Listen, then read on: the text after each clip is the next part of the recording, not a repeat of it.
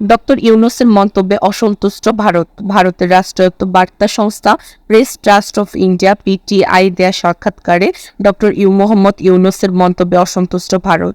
সাক্ষাৎকারে ভারতে পালিয়ে যাওয়া বাংলাদেশের সাবেক প্রধানমন্ত্রী শেখ হাসিনা সীমান্ত হত্যা এবং তিস্তার পানি বণ্টন সহ বিভিন্ন ইস্যু নিয়ে কথা বলছেন ডক্টর ইউনূস। আর বাংলাদেশের অন্তর্বর্তীকালীন সরকারের প্রধান উপদেষ্টা এই মন্তব্য ভালোভাবে নেননি নয়াদিল্লি। ওই সূত্রে বলা হয়েছে, এই মাসের শেষের দিকে জাতিসংঘের সাধারণ পরিষদের অধিবেশনে অংশ নেওয়ার জন্য নিউ ইয়র্কে যাবেন ভারতের প্রধানমন্ত্রী নরেন্দ্র মোদী। একই অধিবেশনে যোগ দেবেন বাংলাদেশের অন্তর্বর্তীকালীন সরকারের প্রধান উপদেষ্টা ডক্টর মোহাম্মদ ইউনূস। অধিবেশনের ফাঁকে দুই নেতার মাঝে একটি বৈঠকের আয়োজনে ঢাকার পক্ষ থেকে নয়াদিল্লির কাছে প্রস্তাব করা হয়েছে। ভারতীয় পক্ষ এখন পর্যন্ত এই প্রস্তাবের বিশেষ সিদ্ধান্ত নেননি এবং নিউ ইয়র্কে দ্বীপাঙ্কিত বৈঠকের মধ্যে মোদির এজেন্ডা এখনো চূড়ান্ত হয়নি।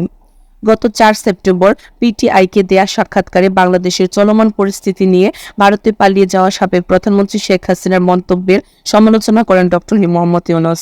সাক্ষাৎকারে তিনি বলেন, বাংলাদেশ তার প্রত্যর্পণ চাইতে পারে।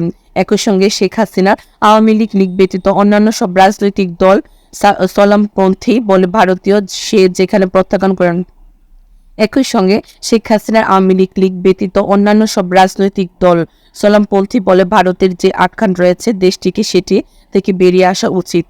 পিটিআইকে ডক্টর মোহাম্মদ ইউনূস বলেন, বাংলাদেশে শেখ হাসিনাকে ফেরত যাওয়ার আগ পর্যন্ত ভারত যদি তাকে রাখতে চায় তাহলে তাকে সেখানে চুপ থাকতে হবে। ভারতে বসে তিনি কথা বলেছেন এবং নির্দেশনা দিচ্ছেন।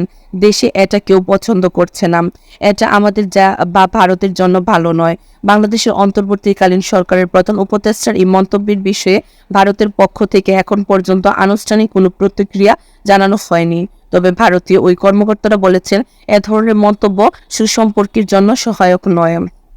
গত 5 আগস্ট ছাত্র জনতার অভ্যুত্থানের মুখে সংক্ষিপ্ত সময়ের নোটিশে ভারতের অনুমতিতে দেশটিতে পালিয়ে যান সাবেক প্রধানমন্ত্রী শেখ হাসিনা। তখন থেকে দেশটিতেই অবস্থান করছেন তিনি। তাকে প্রত্যর্পণের জন্য বাংলাদেশের সম্ভাব্য অনুরোধের বিষয়ে মন্তব্য করতে অস্বীকৃতি জানিয়েছেন ভারতের পররাষ্ট্র মন্ত্রণালয়। শেখ হাসিনা ভারতে পালিয়ে যাওয়ার 3 দিন পর বাংলাদেশের অন্তর্বর্তী সরকারের প্রধান উপদেষ্টা হিসেবে শপথ নেন ডক্টর মোহাম্মদ ইউনূস।